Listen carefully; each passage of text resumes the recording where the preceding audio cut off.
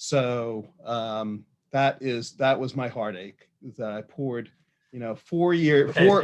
5 years of effort into this paper over 4 rounds of review, and it got rejected. And, it showed me that the paper didn't have results that were. So I mean, to paraphrase Leka in the chat, so your most spectacular failure got you a job and a Gluck Award.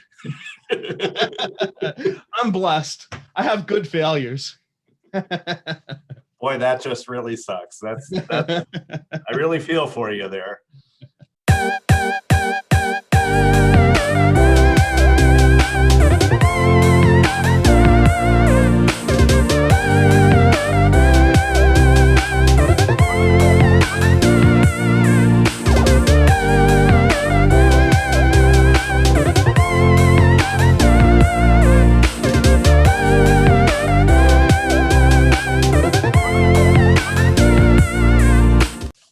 Welcome everybody here. This is Russ Coff. I'm here to interview Rich Makadok for the STR Meet the Scholar session today. So I am going to do a kind of a relatively brief introduction of Rich, because I'm a fan of short introductions and I don't want to embarrass him too much. Well, maybe a little bit. So Rich, this is unusual because Rich actually asked that I be the interviewer for him, and it's my job really to make him regret that, I think, mostly. I'll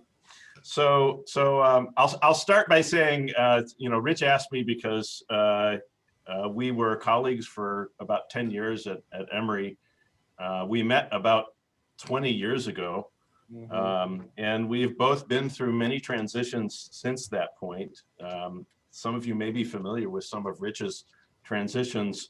I lack some of the best pictures that I could have conceivably had of Rich's transitions. So you're going to have to sort of live with, kind of what I might have. But I'll let you know that when Rich and I met, this was Rich 1.0, I guess we'll refer to it as. Oh my goodness. And in fairness, I really should probably admit that that Russ 1.0 kind of looked like this. So maybe Russ was goofier than Rich back then. But we've all gone through our periods. So here we are today, I'm delighted that you all have come, and I'm looking forward to an interesting discussion. I'm going to structure it a little bit differently. I will of course introduce Rich.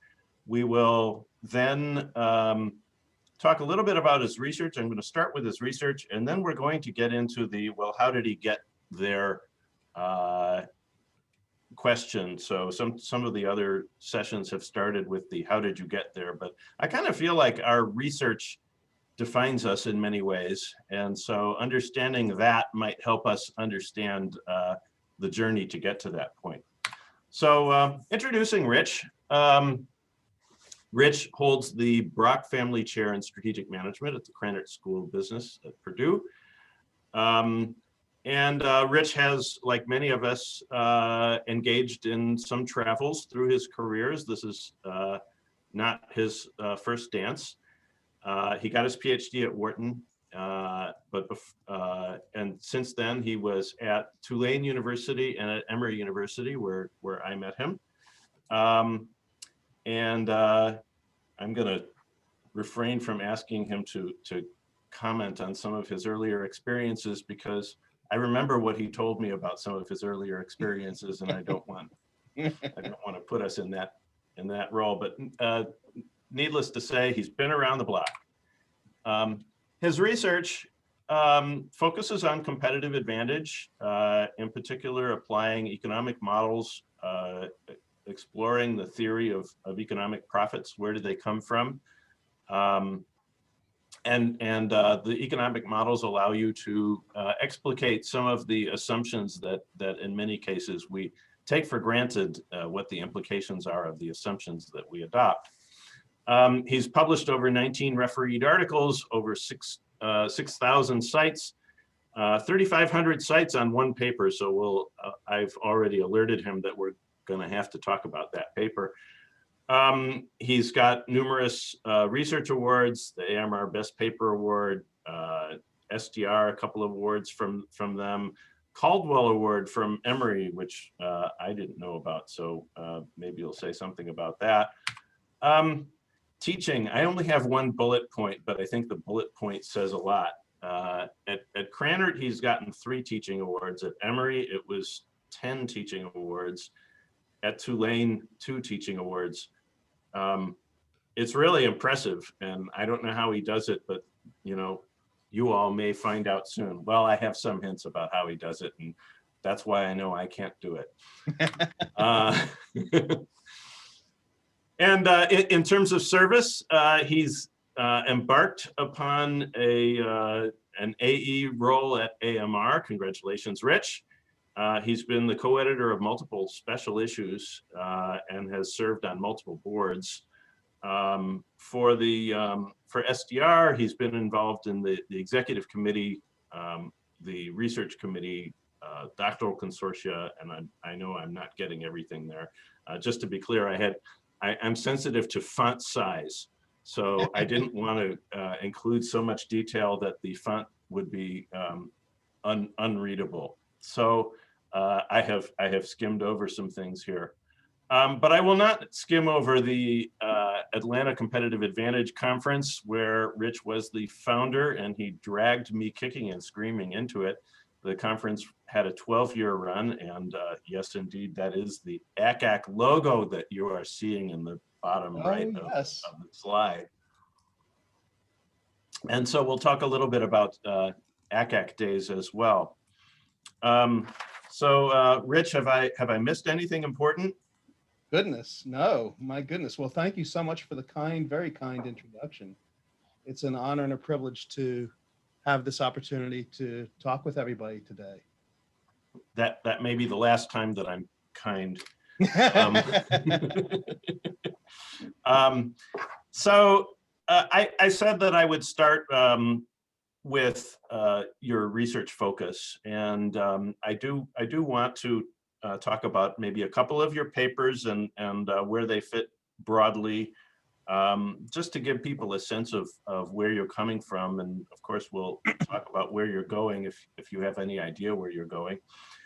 Yeah, I figured you'd say that.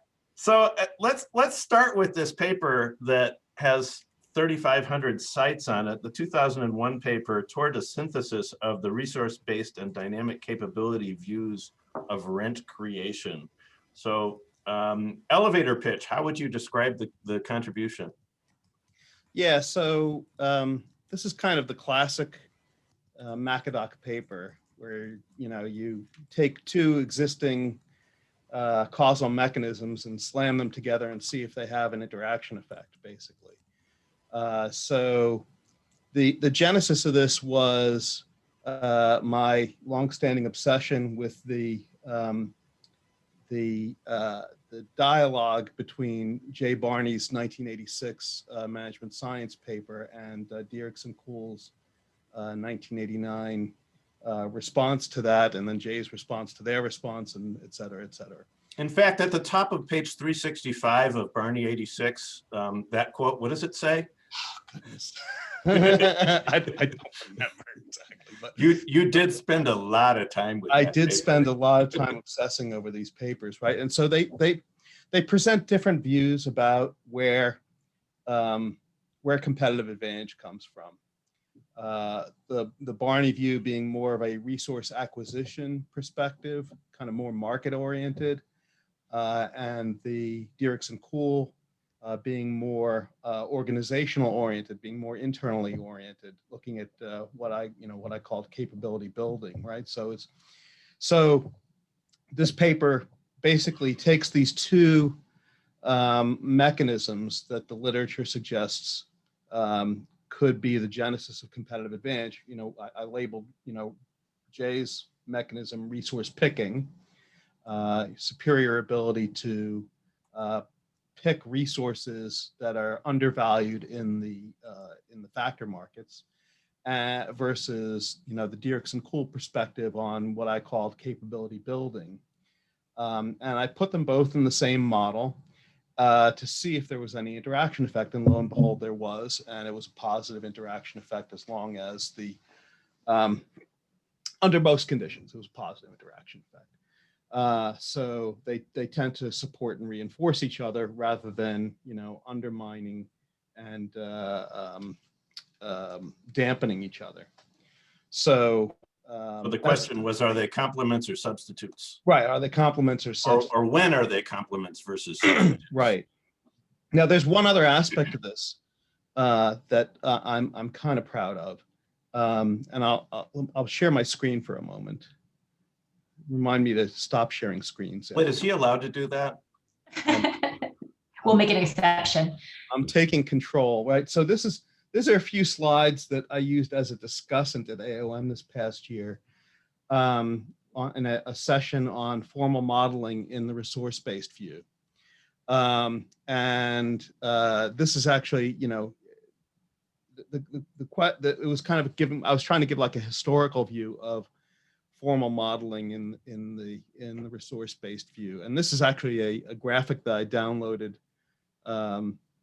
from the internet, which was supposed to illustrate the process of procrastination. But I'm borrowing it for a different purpose, right? To understand kind of a little bit about, how we got over the hump of starting to use formal theory in resource-based and more generally in strategy research. So, probably the first piece of formal theory in the strategy kind of research canon wasn't actually published in a strategy journal. It was published in an economics journal. It was the classic Lippmann and Rumelt 1982. That's how old it was, 1982, Bell Journal of Economics. The journal isn't even called that anymore. Who knows? Like, I think, Alexander Graham Bell is probably turning over in his grave with the things that his name is attached to. But this was an economics paper that the strategy field kind of adopted as one of its own, kind of adopted into the strategy canon. It's a very well-cited paper, very well-known paper, and it gets at this issue of uncertain immutability and how that can be a mechanism for sustaining competitive advantage, what Rumelt elsewhere talks about as an isolating mechanism, right? Rich, we're supposed to be talking about your work, right? I know, I'm getting to that, right? So that was 38 years ago, right? And then, in between then, I'd say the next piece of formal theory in the strategy field was a paper published by Pankaj Ghemawat in, I think, around 1991, 1992 in SMJ, which is an excellent paper, but nobody cites it. And so, it gets cited maybe 5 times a year or something like that, mostly by me, I think. But in terms of, opening the door for formal theory and strategy, I think it really was the paper that you're asking about that did that. This paper, and since then, this idea of applying formal theory to the resource-based view and to other facets of strategy, has really taken off quite a bit. And I would kind of put this paper by Brandenburger and Stewart right at the hump, and I think because that's kind of been a very foundational paper that a lot of people have built on. And now we're kind of on the downslope, of moving forward. Anyway, so you're right. I should shut up and no, I want to focus on your process. In fact, yeah. Let me ask you about the process of this paper where you're exploring the complements and substitutes. And I'm going to use what I know, later on as I saw you working on papers. I think people have an expectation that when you're developing formal theory, that you've got, in your terms, or maybe it's Joe Mahoney, you have to put the rabbit in the hat before you can pull the rabbit out of the hat. And the implication of that is that you actually know what the result is going to be because you have set the assumptions for the model, and therefore that's going to determine the output of the model. That's going to determine the conclusions that you can draw, and therefore somehow you actually know what you're going to come up with because of the assumptions that you've made. Would you comment on that, please?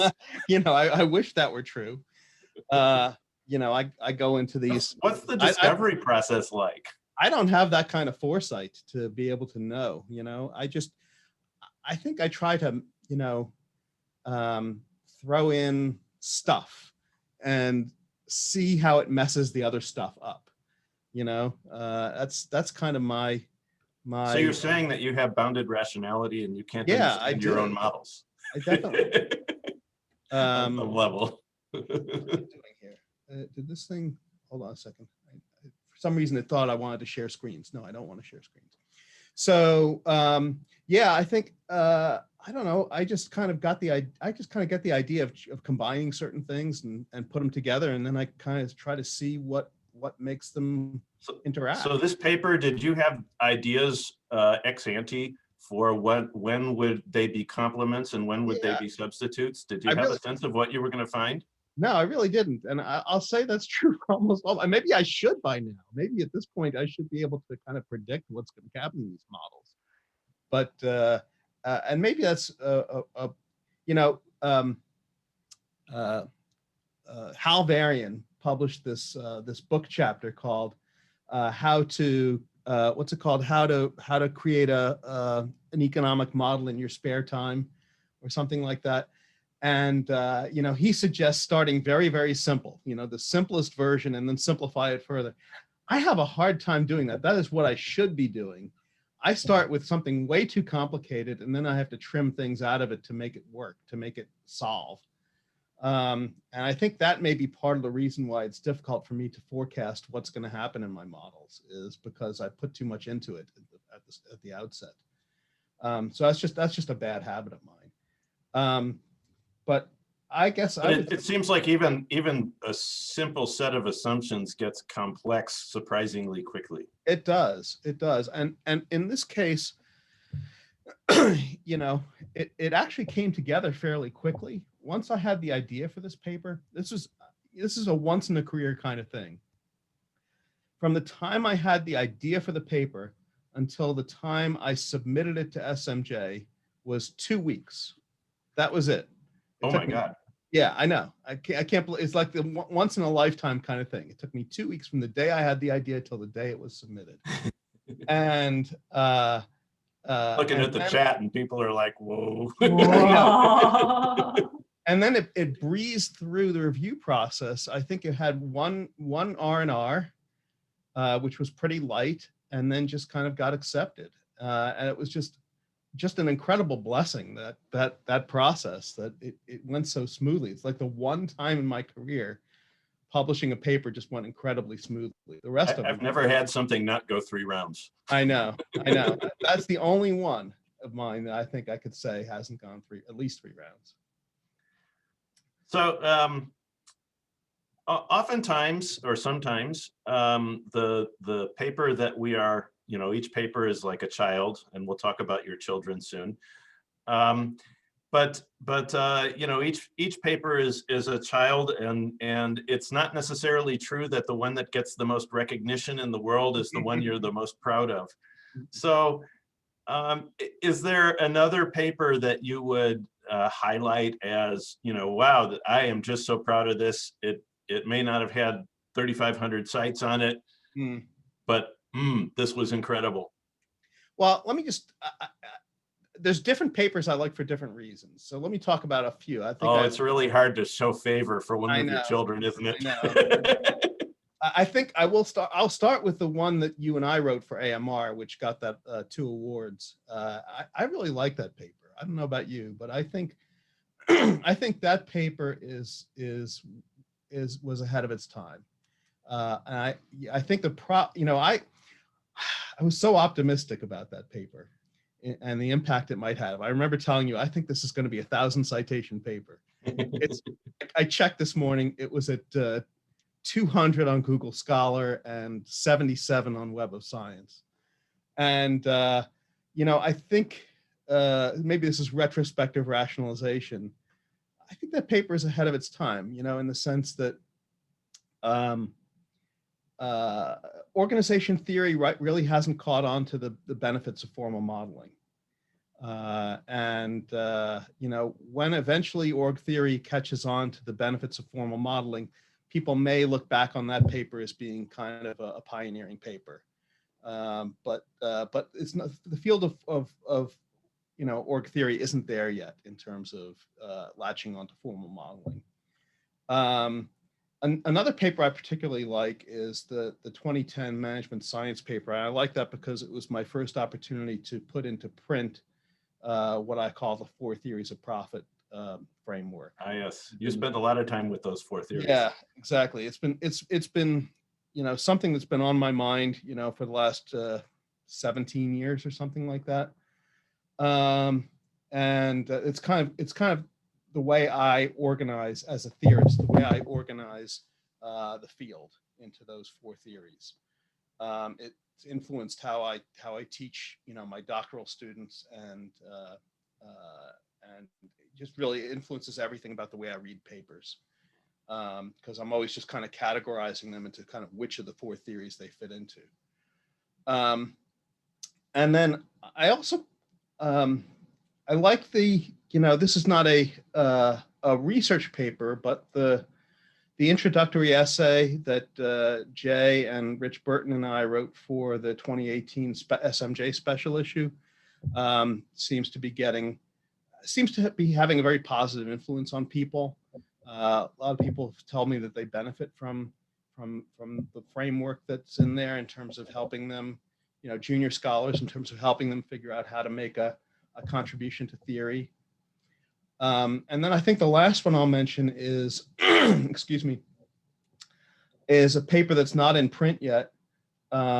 It's just got conditionally accepted at AMR. It's a paper with my thank you, with my former doctoral student Kubalai Zurich, called First Mover Advantage versus First Mover Advantages versus First Mover Benefits. What's the difference and why does it matter?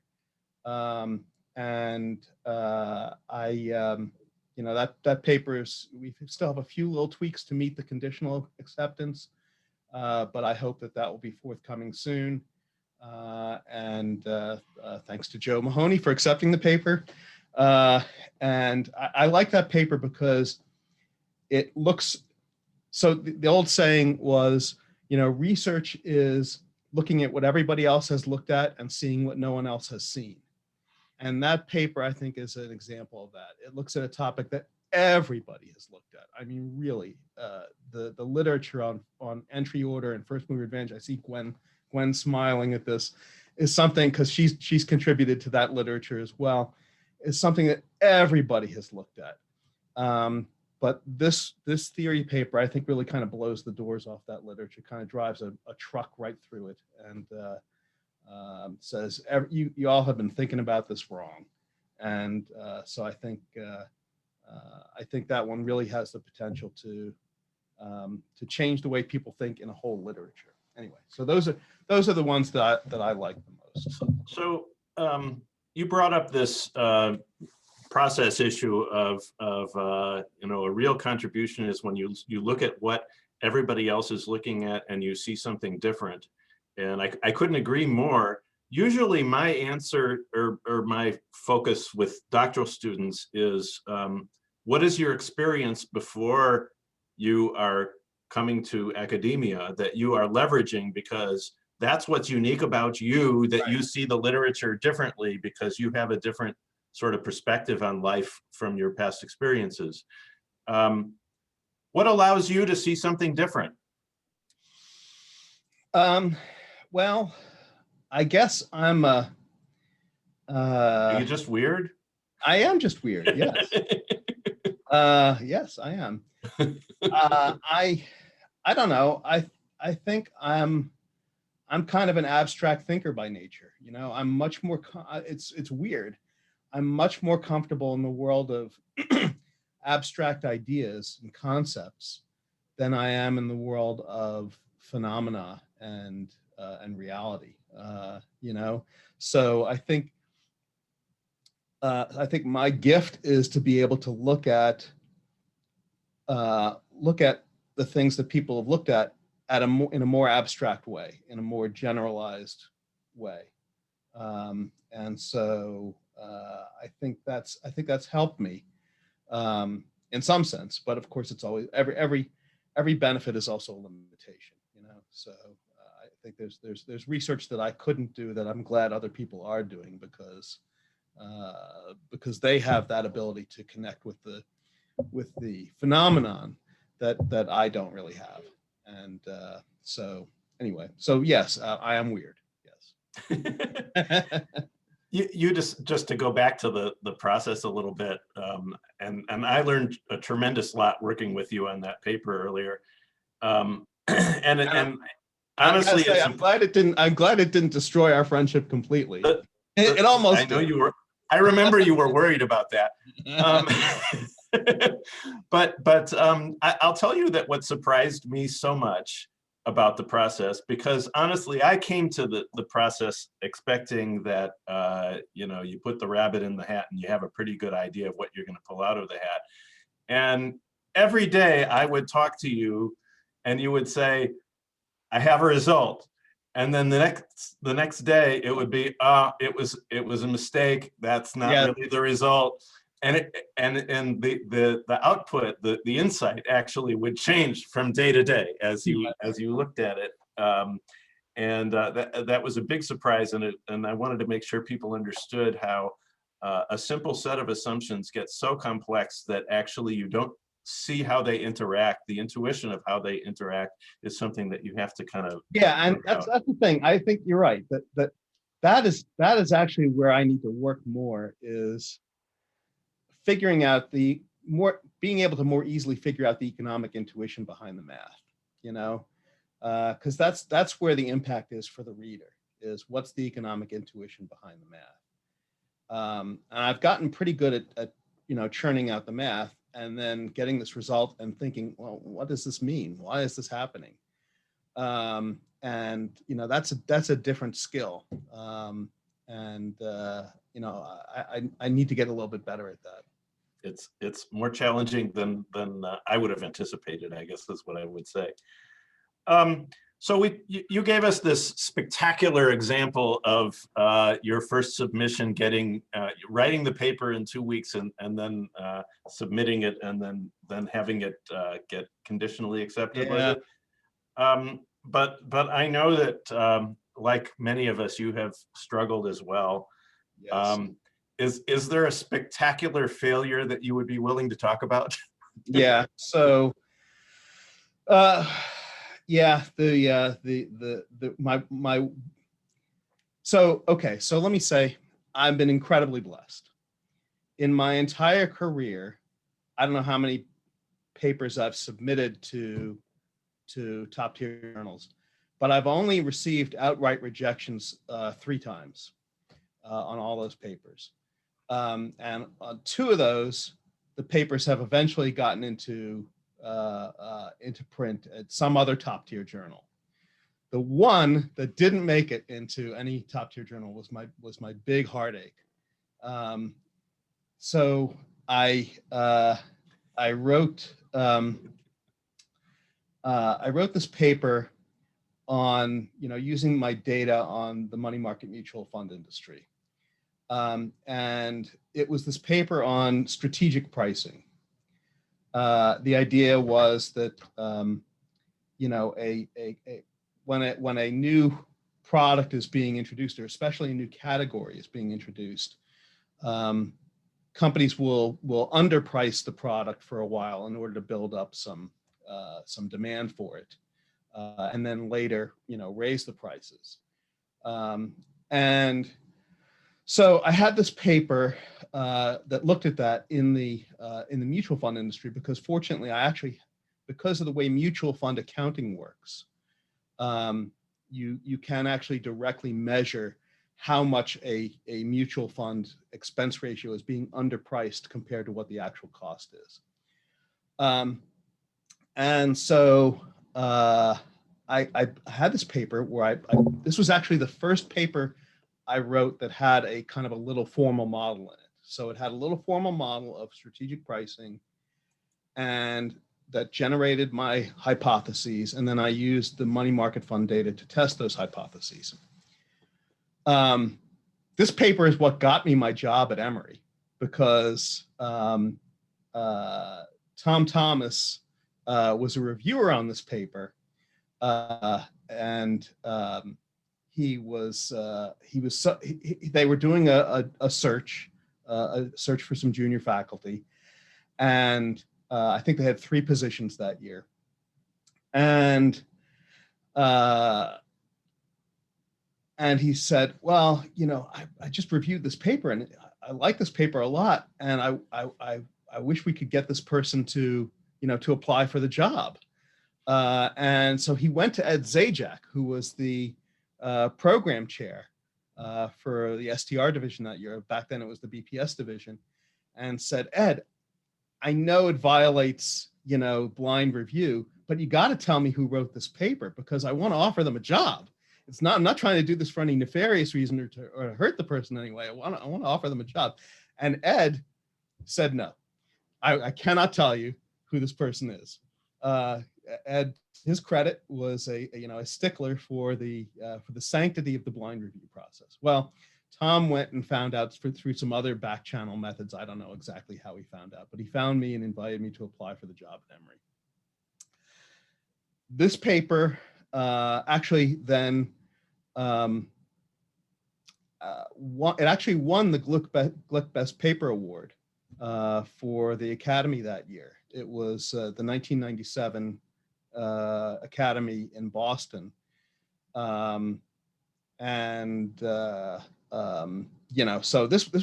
I thought this was a great paper, right? Got me a job, won this Best Paper Award. I was, excited about it because I was doing a little formal modeling in it. This paper went through 4 rounds of review over 5 years at SMJ before being rejected. And I gotta say, it was right. It was the right decision. It did not, the results, unfortunately, as excited as I was about the paper, as much recognition as the paper had gotten, the results simply did not withstand the robustness checks that the reviewers were insisting on. So that was my heartache, that I poured 5 years of effort into this paper over 4 rounds of review, and it got rejected. And it showed me that the paper didn't have results that were so I mean, to paraphrase Leka in the chat, so your most spectacular failure got you a job and a Glick Award. I'm blessed. I have good failures. Boy, that just really sucks. That's I really feel for you there. But well, it was a heartache. I mean, you can imagine to go through all that effort and have it not be published. It definitely was. In fact, I was so depressed at that point that it was the one point where I was most seriously considering quitting academia and going and becoming a truck driver or something. Because you'd have been a good truck driver. I would have. I like seeing the highways. I really do. I enjoy traveling around in cars. I probably would have killed people on the highway, but with my lack of coordination. But really, I was so depressed at that point that I was seriously considering quitting the field. And what got me out of that actually was when Birger Warnerfeld came and gave a talk at Emory. I don't know if you were there at the time. Birger Warnerfeld came and gave a talk at Emory in the marketing group, because at that point Birger had moved over completely from strategy to marketing. And he gave this interesting talk. about a paper that was called Organizational Languages at the time. I think a version of this paper eventually got published in Journal of Business or something like that. But it was interesting, and he presented this model. It was an interesting kind of formal model, and it was like, what I found interesting about it was, it was like this model of communication within an organization, and you could see that if you tweak the assumptions this way, it could tell you something about that. If you tweak the assumptions that way, it could tell you something about something different. And it was a flexible, versatile thing that you could do a lot of things with. And so I thought, gee, I wish I was doing that kind of research. I was envious of Berger at that. And I thought, I really gotta, and I decided at that point that if I didn't switch over my kind of research, I was going to quit. I was on, because I was sick and tired of doing this empirical research on mutual funds. Yes, it had been published nicely, but my heart wasn't in it, and it wasn't seeing the kind of success I thought it would, especially with this paper that got rejected after 4 rounds of review. And so what I did was I dropped all my empirical projects. I just dropped them. And I said, I'm going to become a full-time theorist, because if I don't, I'm going to quit anyway. And so that's what happened. I just dropped all my empirical projects and devoted myself to becoming a full-time theorist, because Berger inspired me to do that. And if I hadn't, I would be a truck driver, basically. So, I want people to sort of grasp the ups and downs of a career, and the need for transitions and recovery. But you're sort of trashing some of the earlier empirical work. I know that your empirical work is, you did obviously make a transition where you decided that you were more interested in puzzles than in mathematical puzzles, if you will, than in data. But I want to point out that one of my favorite papers is where you identified firm-specific production functions and efficiency in the mutual fund industry, where the data really permitted you to do something unique.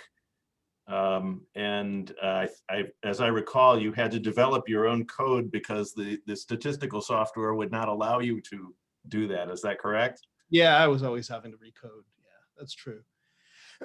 Yeah, there was not the technique hadn't been coded at that point into. I remember I was using Arellano Bond panel data methods before it had been coded into any statistical package, and so I was having to code it myself. Yeah. So I've been going on for a while on research, and I want to sort of transition to some other things before we open it up. And by the way, people, if you want to add questions in the chat, please do. We'll be opening it up in a few minutes. Rich, if you can comment on how your research has sort of manifested in other parts of your life. How is it reflected in the way you teach? How is it reflected in the service assignments that you take on? How is it reflected in, I don't know, you have twins, so I wondered, how you work with incentives. I wondered how you had experimented perhaps with your kids. Yeah, I don't know. Having twins, the one piece of advice I'll give if you have twins is to keep a whistle on your keychain. I hadn't thought of that. Yeah, I have a whistle on my keychain to get their attention. Yeah. So how would you connect your research life with these other arenas? So, it's definitely informed. I mean, the 4 theories of profit framework has definitely informed how I teach my core strategy course at the both at the MBA level and also at the PhD level. So it's provided kind of an organizing framework for me.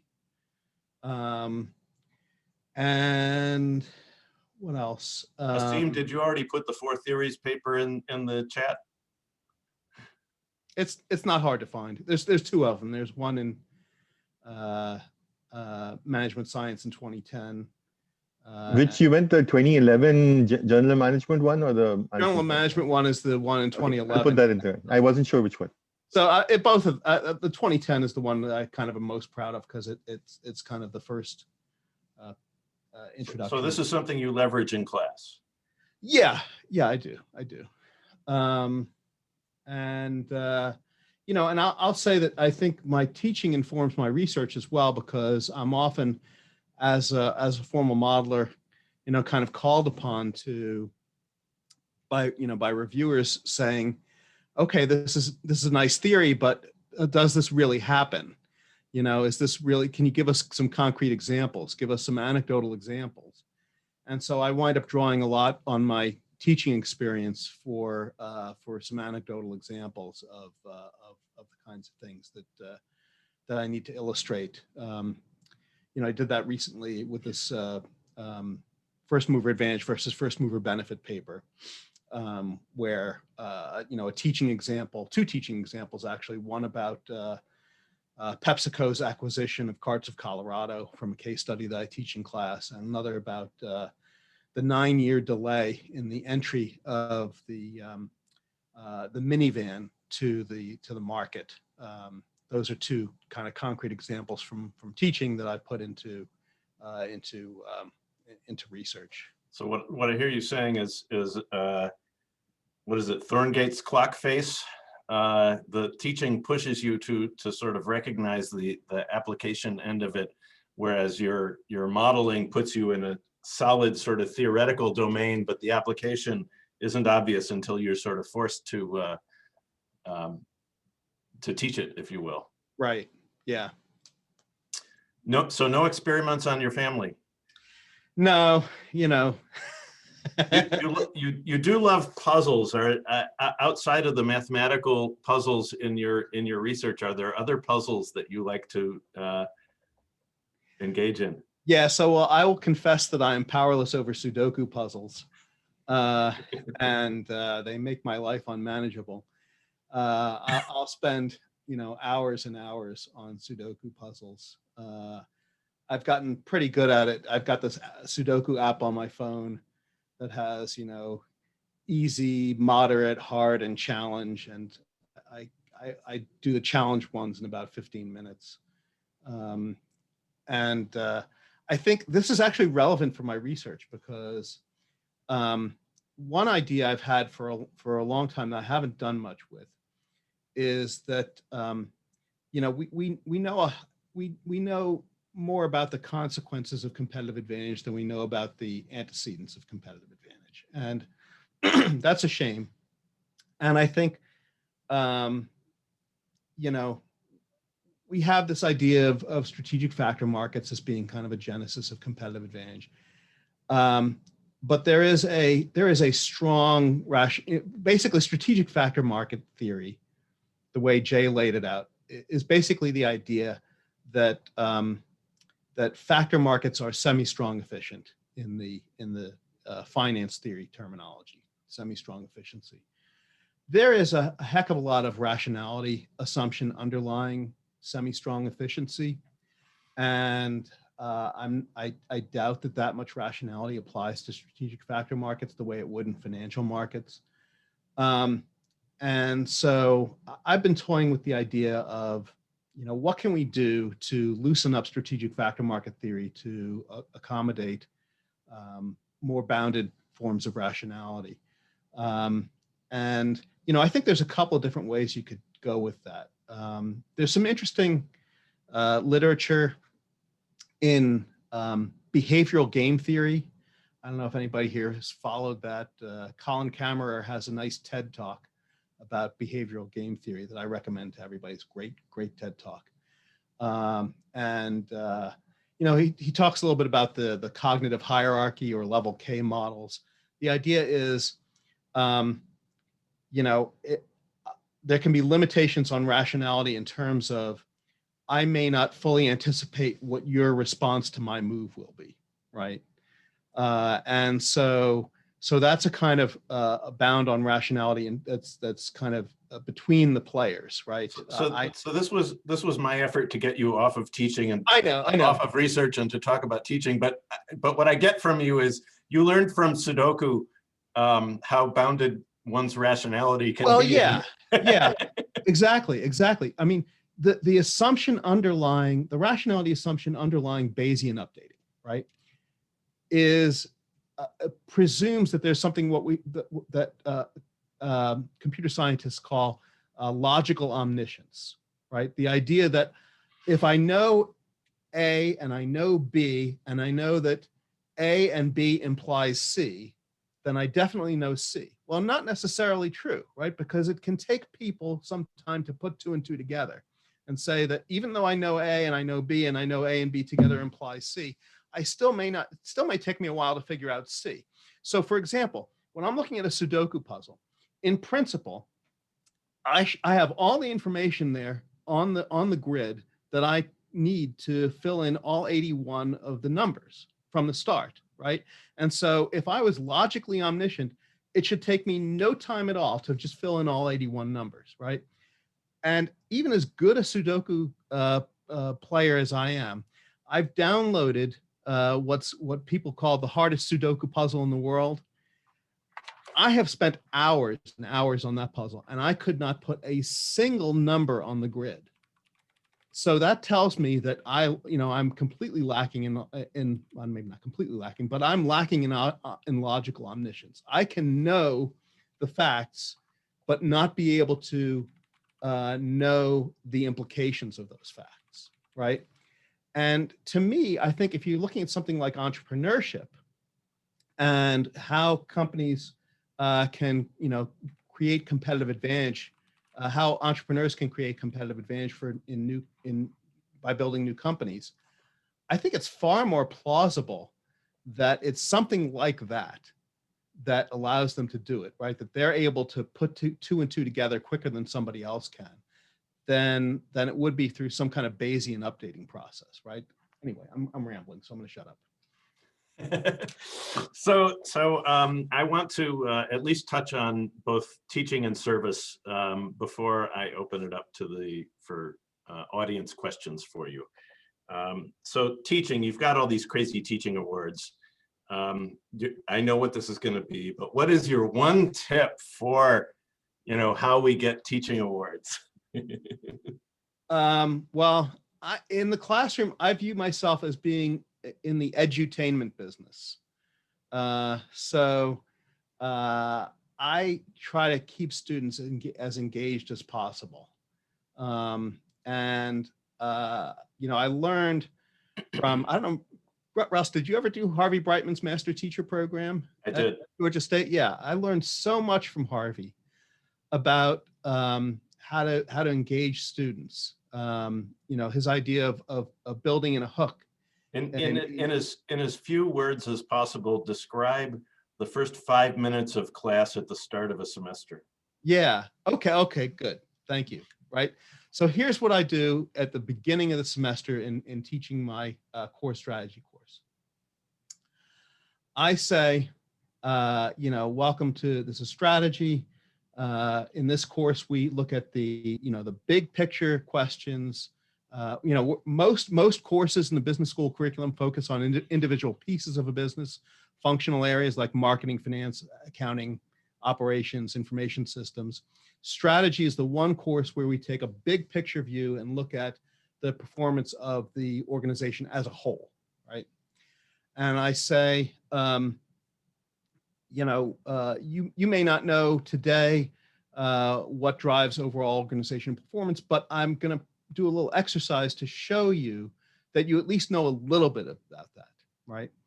And so then I take a $20 bill out of my wallet and I stand there in the front of the classroom and I say, who here would like this $20 bill, right? And some hands go up, right? And I say, who here would like this $20 bill? And more hands go up. And then I say, who here would like this $20 bill? And then at this point, a few people start saying, I'll have it, I want it. And at this point, I start wagging the $20 bill around like this. And I say, who here wants this $20 bill? And at some point, eventually some student will stand up and come down and grab the $20 bill from my hand, right? And I say, congratulations to our winner, the next Bill Gates or Mark Zuckerberg. Thanks for playing the game. And I pose the question to the class: why did this one person get the $20 bill while all the rest of you got nothing, right? And that's really the core question in strategy. Why do some firms perform better than others? Why do some of them get the $20 bill and the rest of them get nothing, right?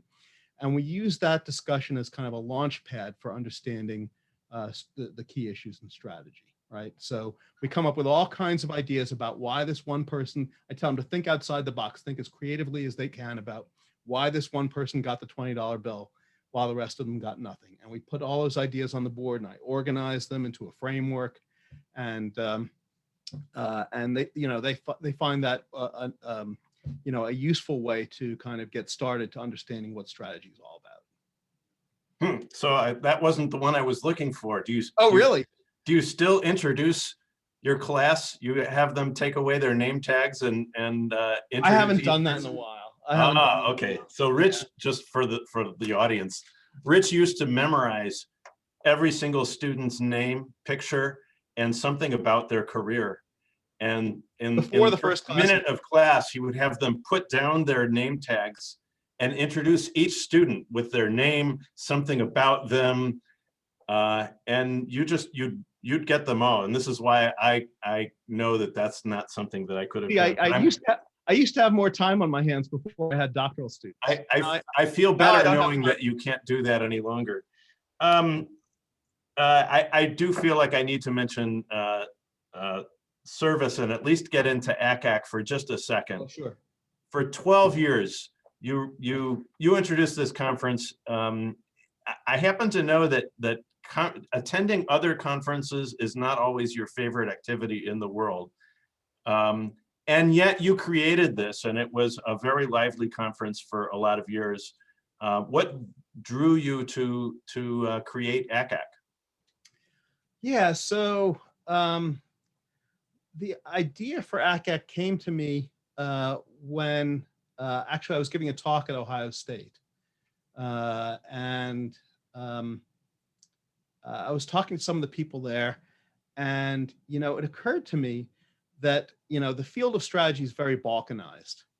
That there's different kind of cliques in different places, right? There's the kind of the transaction cost clique that was centered at Berkeley. There was the competitive dynamics clique that was centered at Maryland. There was more of an industry analysis kind of clique that was centered at Harvard. There was the kind of the population ecology clique, right? And so there were all these kind of communities out there that were working more or less independently from each other. And I was really frankly envious that because in my perception, the group that I was part of in the resource-based view was not being as effective as some of these other groups, right? They were not being as effective at getting things published and that sort of thing. Because I thought, well, all these population ecologists, they read each other's papers, they know each other, they're helping each other, right? And we don't have that. We didn't really have a community of resource-based scholars anywhere. And so I thought, well, what we need is kind of a gathering place. We need a conference for people who do work on RBB to come together once a year and at least and share their views and kind of begin to start to form a community. So that's what motivated me. Plus, in addition, there are some things I didn't like about some conferences. Academy management is just, it's Grand Central Station. You get like 6 minutes to present a 50-page paper. Careful, our sponsor is STR. I know, but I hear you. But I'm sure everybody here recognizes the limitation. I mean, look. In fairness, back in that day, BPS was not making the effort to create community that that STR is now. So That's thank you true. to our STR leaders for doing what was not happening back then. I think, you know, what Academy does well is bringing together a broad set of people, right? And what I'll also you know I'll be equal opportunity in my insults, right? SMS at the time I thought was doing a particularly bad job. Now folks like you have turned that conference around and done a great job. But SMS, you know, was expensive, was, you know, the intellectual quality wasn't as good. And, you know, I think it was because they were trying to serve both an academic and a practitioner audience at once, right? And as they say, if you chase two rabbits, both will escape. And I think that was the problem that SMS was facing. Now, I think they've done a lot of things to turn that around now. But, you know, the way you catch the rabbits is if they're leashed to each other, right? If there's a leash going around the neck of both rabbits, then you can catch them by grabbing the leash. And I think that's what Academy does, right? With SMS, the two rabbits are unleashed, right? They can go in any kind of different direction. With Academy, at least, there's dozens of rabbits, right? But they're all leashed together. And so that's where I think Academy gets some synergy. And I think that's a general lesson in corporate strategy as well, right? That Now I can't shake this image of a bunch of rabbits with collars and leashes running around. If the rabbits are unleashed, then you can then you chase them all you want. You'll miss both of them, right? This is a basic lesson of corporate strategy, right? If the rabbits are leashed together through something we call synergy, then you can catch them both. So we've hit that time. In fact, we're beyond that time that we need to take a group photo. So for all of you who are dressed, etc., if you can turn on your cameras so that we can see at least most of you. We'll take a little group photo, and then we'll go to some of your questions.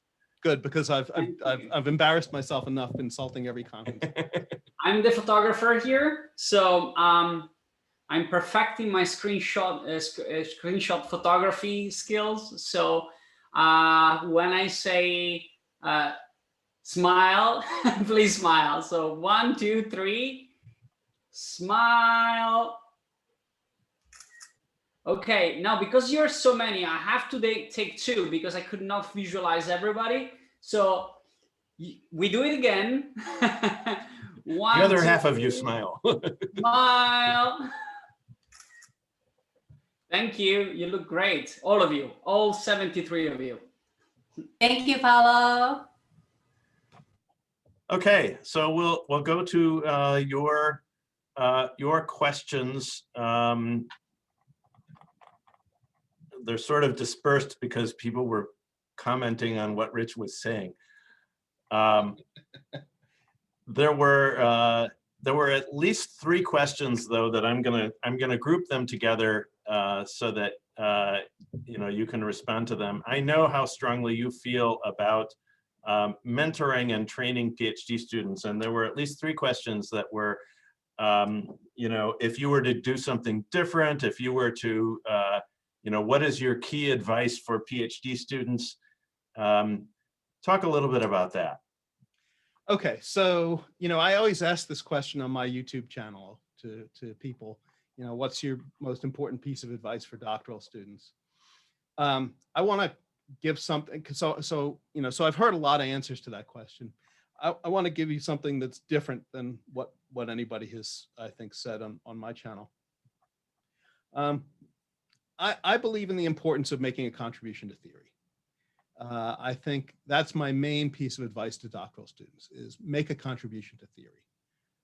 You know, if you think about the best known people in this field, right? The giants, the founders of the field, people like Porter and Barney and Rumelt and Williamson, you know, what made them, they did empirical work, right? Don't get me wrong. They did good empirical work, But that's not what got them famous. What got them famous was their contribution to the world of ideas. That's what made a difference for them. So make a contribution to theory. I like to think of theory, to use a military metaphor. Military doctrine says you want to. We're not going to do the North Korea thing again, are we? No. We're gonna.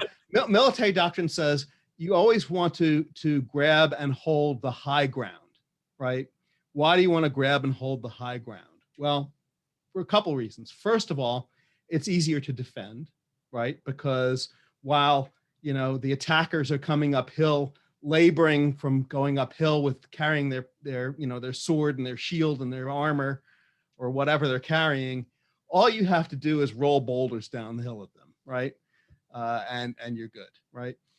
The other thing is, if I'm down there in the valley on the battlefield, I can only see and target the people who are right in front of me, right around me, right? From the hilltop, I can see and target the whole battlefield, right? And so I like to think of theory as being the high ground of an academic discipline, because you can see and target anywhere from there. Thank you. Hey, Manisha, you've made a few comments, and I think he answered your first question, but maybe not your second. You want to chime in? Yeah, so basically I just asked about PhDs primarily face this imposter syndrome, and everybody tweets about it a lot. So do you have any mantras or any kind of blinders or affirmations that you use to overcome failures that prevent you from giving up? If there's a cure for imposter syndrome, I'd like to know it, because I still Okay. So I don't really have a solution to that one. Okay. Sorry. That's fine. We are all imposters, apparently. Debraj, you have a teaching question. Yeah, so if I can ask, I teach a lot of the MBA students, and so how do we, make it understandable students about the journal articles, classic articles from, academic journals, because they're used to the HBRs and, more academic. So how do we make it understandable to them? Yeah, that's a good question. And when Russ asked me the question of how do I apply my research in teaching, I should have actually said, you know what, Russ, I actually apply more of your research in teaching than I do of my own, right? Because when I teach the core strategy class, often I have a section in the course on building competitive advantage from human assets, right? And of course, I actually assign the students to read Russ's AMR paper on, it was AMR, I think, right? Yeah, AMR paper on that topic. And they do find that challenging. But I found it challenging too. it's a great paper, man. So I guess I think I have to kind of, I ask them to read it, but then I spend some time in class lecturing on it and talking about what makes it. I do two things. One is, so I have a video that I show them. I ask them to view actually offline because it's a 90-minute video. It's a video about the human resources practices at Outback Steakhouse. And it basically, if you're paying attention, it illustrates all of the points in Russ's article. And so I use that as a backbone when I go through and present this to students. I ask them to read the paper, and I ask them to view that video, and I ask them to think about the connections, how that paper applies to that video. And then I'll go through, I put up Russ's figure, the complicated figure of the coping mechanisms and the things that lead up to the coping mechanisms. And I basically go through and say, okay, where do we see this in the Outback Steakhouse video? Where do we see this? Where do we see this? Where do we see this? And that, I think, makes it concrete for the students, is to have that concrete example and go through the article and see how does it apply in that particular case. Wow, I didn't expect to learn how to present my research in teaching. And honestly, you spend more time on my research in teaching than I do. So I really You have could the learn video, don't something you? You here. have the Outback Steakhouse video? No, I know the video. I just, yeah, I just haven't gone that route. So I'm looking back for other questions, and I've hit on some, but I don't think I've hit on all. Anybody have a question that you want to insert in here? Otherwise, I will continue asking questions. Okay, Manisha, you have another one? No, this was a question from someone else. I just copy pasted it. Oh, okay. So from a theoretical perspective, how do you see causality versus correlation or association to justify theory?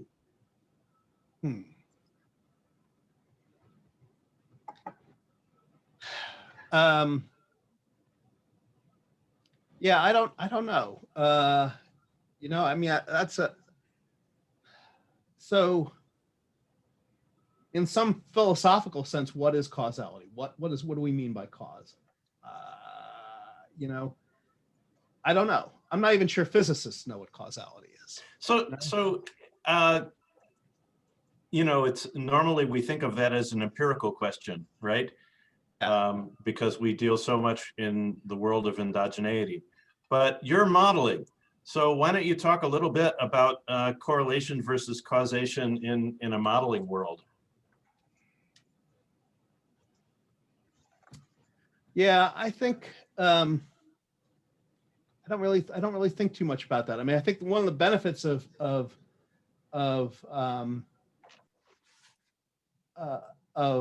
doing modeling is that we can kind of cleanly distinguish causality from correlation, right? That we can focus in on the causality and not be distracted by the correlations that may be spurious.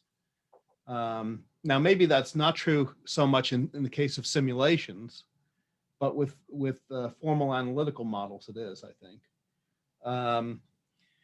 You know, I think we're always, I mean, the gold standard for causality, I guess, is the controlled experiment, right? If I can control everything and assign, you know, treatments and control groups and all that sort of thing, then and do manipulation checks, then I can say something more confidently about causality.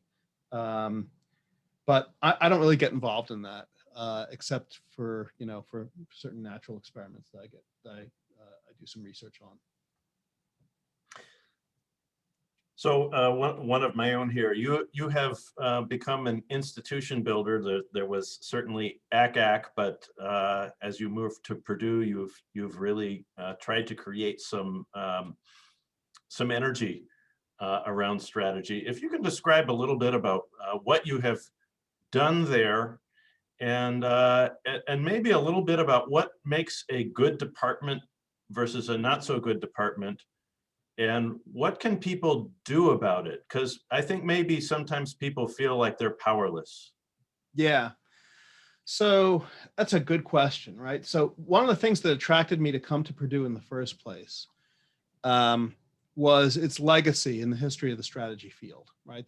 I think there's 4 key legacies that this place has in the history of the strategy field, right? Because strategy as a field of teaching began at Harvard in 1913 with the introduction of the business policy course.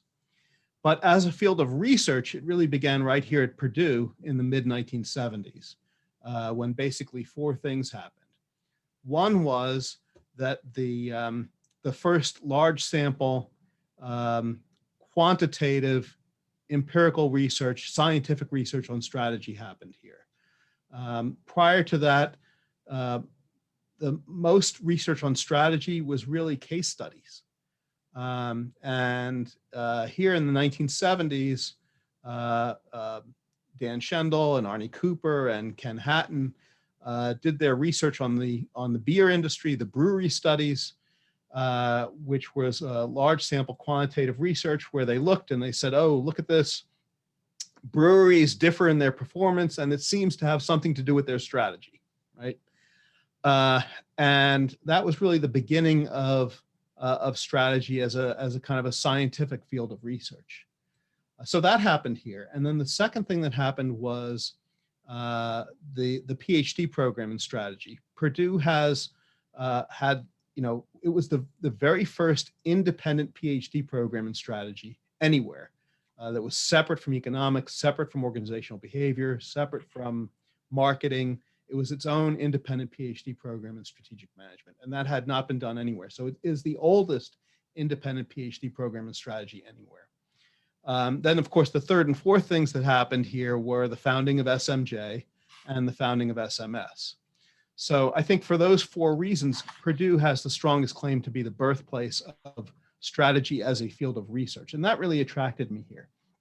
So one thing that I found when I got here was that the group did not really have much of a cohesive life as a group, and that's, I think, in part because.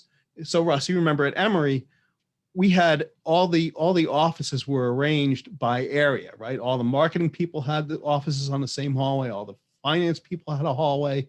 The accounting people had offices on a hallway. Our O&M group had, everybody had offices on the same hallway.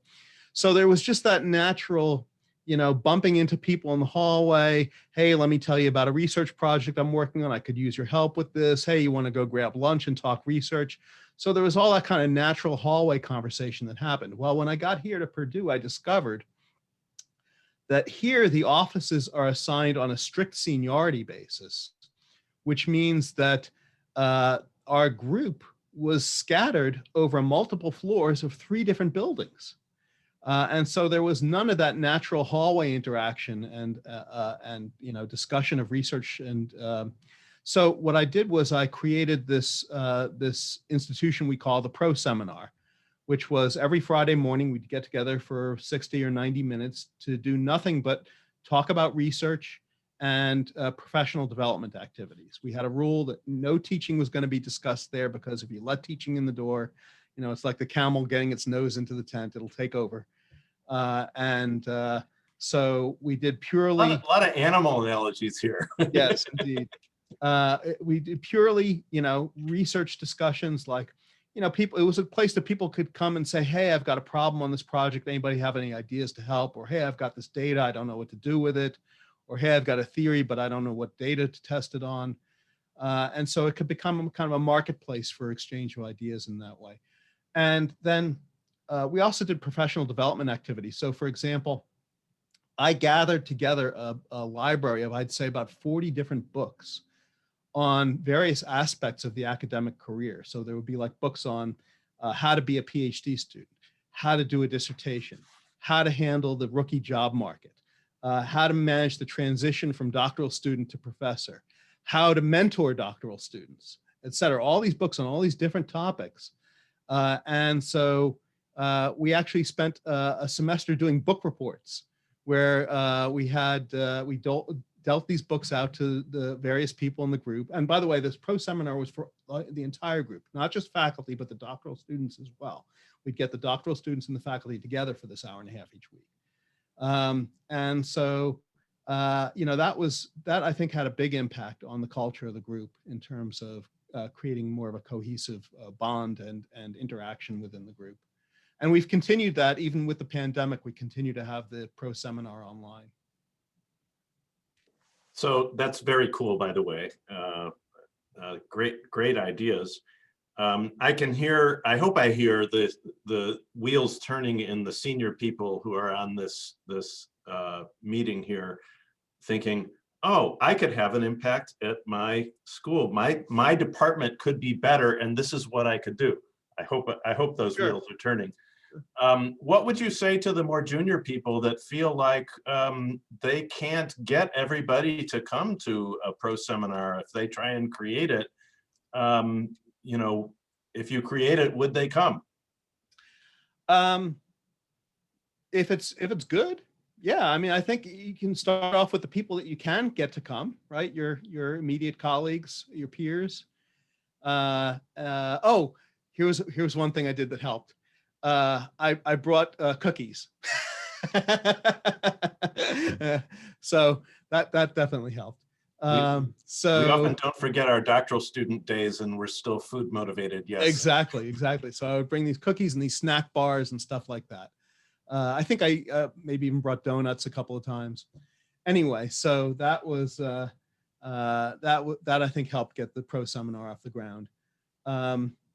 So yeah, and you know, and okay, so if you have to do a virtual pro seminar, do a virtual pro seminar. Connect with people at other universities and have a virtual pro seminar, right?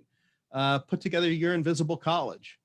You could do that. I mean, one thing that I did also in this first couple of years that I came here was I tried to establish a kind of a, not so much a joint seminar series, but at least a an alliance between our seminar series and the Illinois seminar series. They're about an hour and a half drive from here. And with the idea that, you know, we would try to avoid scheduling the same people to come in the same semester, and we could go to each other's conferences, each other's seminars by driving there. And you know, and I actually rented a bus using money from my chair. It was a nice bus. It had Wi-Fi on it, and you know, anyway, so we would go there to Illinois, and that worked for a while. But it turned out that even though we were fairly close geographically, we are in a different time zone. And that made it difficult for the Illinois people to come to us because we were an hour earlier than they were. I'm sorry, they're an hour earlier than we are. So that didn't last beyond maybe 2 years. But you know, try things out. You know, you can try out an initiative like this. You know, and like if you want to do a book study on different aspects of the academic career, I'd be happy to send you my list of, you know, the 40 books that I got, and you know, you could pass those out to your colleagues and say, hey, let's do some book reports and get together. And see, what I did was I said, read this book and come back to us with the 2 or 3 most important lessons you learned from that book, and just report it out to the group. I still remember fondly the time at Emory when we had Carl Weig visit, and we all were in the seminar, and we read the book about the fire and you know, moment by moment what happened, and analyzing it. It was one of the that was fun. It was incredible, actually. It was really incredible. So I can see that more than one of your PhD students is in this meeting, and I wonder if any of them want to get back at you. Yes, of course. Perhaps. I see Jay's up here, but you know, any Jay's or anybody else you know, want to comment on your experience with Rich? I see Jing is cracking up there. Oh, I got like grapes instead of cookies.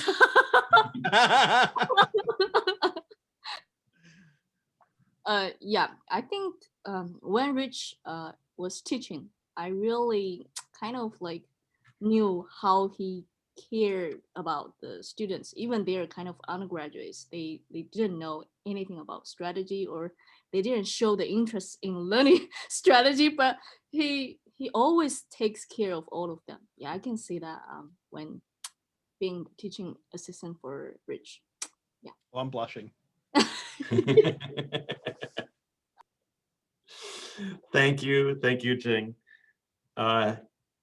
So we have a question from Paulo. Paulo, you want to chime in? Hi, Rich. Thank you very much for a great talk today. It was really fantastic. So I just had, you know, sort of, you know, looking into the future type of question, you know, with your role at AMR. And, you know, if you had to bet on what will be the big conversation in AMR for strategy scholars in the years to come, what would you bet on?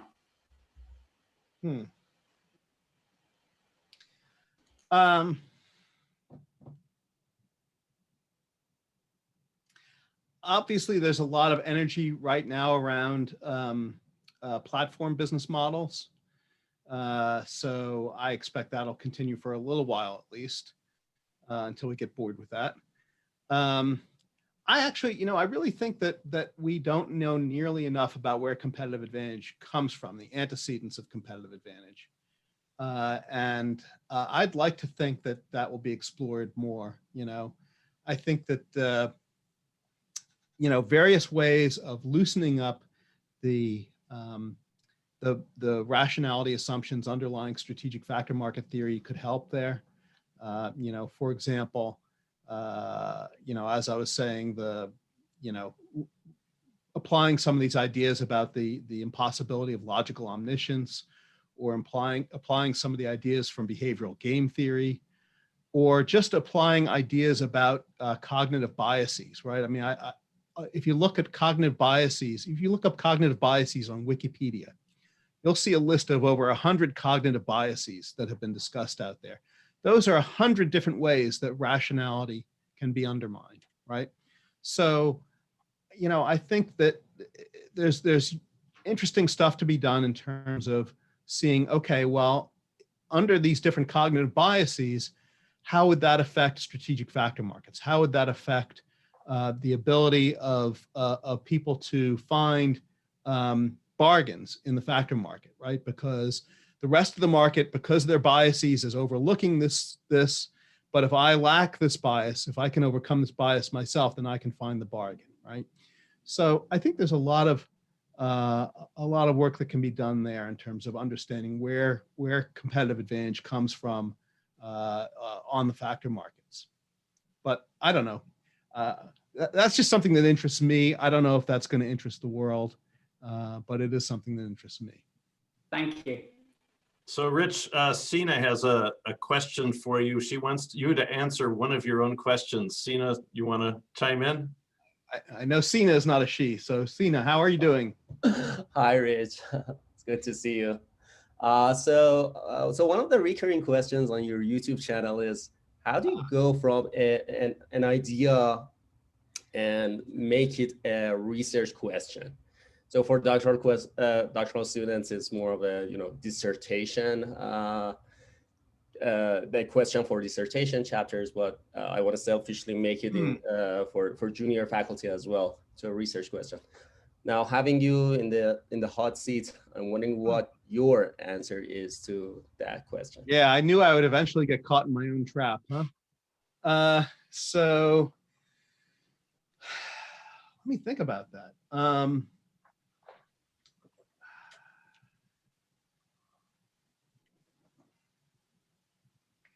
Yeah, I don't know. I think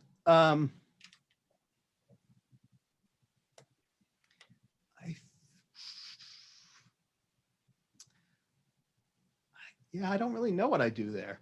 What do I do, Russ? I think, you and I came up with that idea for our paper over burritos at Willie's that day. You were talking about how, the transaction cost literature really hadn't reckoned with organizational forms that, differed very much from standard market and hierarchy. And we got to talking about that, and I thought, oh, well, I think I know a way to fix that. I don't know. My mind just kind of makes connections between things. I'm kind of always looking for ways to recombine existing, because I think all creativity, there's a video on YouTube, I think it's called Everything is a Mashup.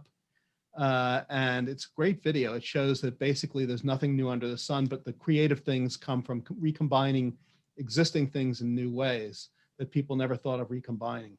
So I'm just kind of always on the lookout for things that could be recombined. So for example, Russ's insight about there not being much research on anything that differs much from market and hierarchy, despite there being a lot of that going on in the real world. I just kind of leaped from that to a connection that I saw in my mind to this paper by Holmstrom Milgram in 1994 that I thought, oh, well, you could probably tweak that model to make that work. So I don't know. I'm just kind of. I think it was the burritos that made that one possible. Yeah, the burritos, definitely. Or the salsa. They had that special salsa there. I don't know. I'm just always on the lookout for ways to connect seemingly disconnected ideas.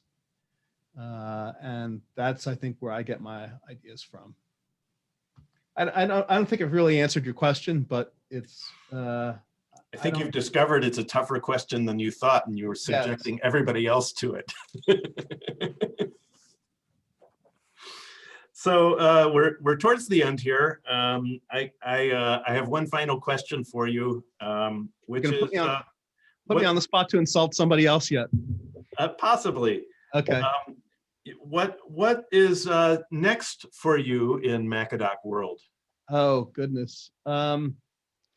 Well, these days, you know, my agenda is driven largely by my doctoral students. You know, they see topics that they want to study, and I just, you know, come in to help them study it as best they can.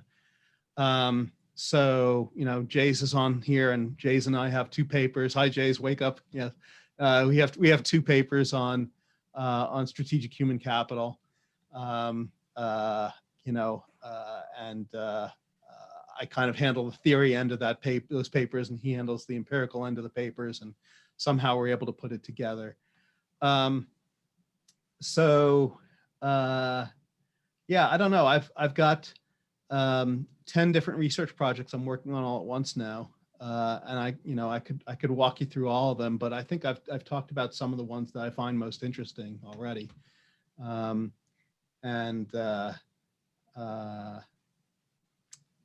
Yeah, so basically, I don't really have an agenda at this point. I mean, the one thing that I would like to do is really finish up the 4 theories of profit, right? So I'm working on one project with Nettie. I see Nettie's on the line here, where we're trying to finally get all 4 of the theories into a single model, which is really, really hard. We're getting close. So thumbs up to you too, Nettie. Yes. So that I really do have an ambition to get that thing done and maybe write a book about the 4 theories of profit. But other than that, that's my only kind of self-driven ambition. And well, and like I said, the thing about cognitive biases and strategic factor markets, that's something I'm pursuing with EPEC, who I see EPEC is on the line here too. Hi, EPEC.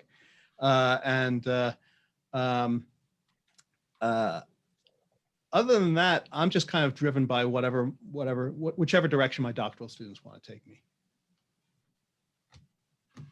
Okay, so I'm going to wrap it up here. Thank you, all of you, for participating. Thank you to the STR leadership for making this happen. This is a really cool thing, I think, to engage the community, which is a huge step forward, I think, probably for all of us. Thank you, Rich, for subjecting yourself to this. I appreciate, you know, I'm not sure you totally knew what you were getting into, but maybe you did. Who knows? You certainly bounded rationality wouldn't prevent you from knowing that. At least we didn't Gilbert cartoons. And yeah, no Dilbert cartoons. And thank you to Gwen and Paolo and yes.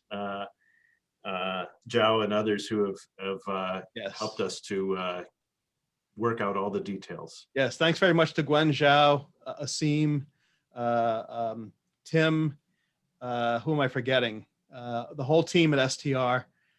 Really appreciate the opportunity. It's an honor and a privilege to be here today with everybody. Thank you, Rich. Thank you, Russ. Round of applause. Thank you so much.